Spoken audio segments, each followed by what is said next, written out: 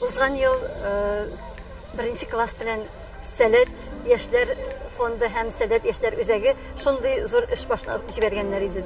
Бүген аның сафлары туллануга мин бик шат.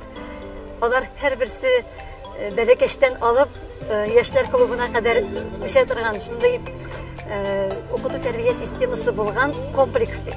Шундый комплексның шундый мотор мәктәбе ачылу бик яхшы күренеш. Ул кирәк иде.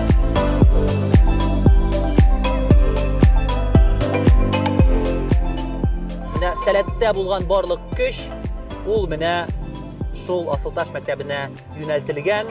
Һәм әлбәттә төп теләгем менә шул булдырылган мөмкинлекләрне мөмкин кадәр кулланырга безнең Асылташ мәктәп укучыларына.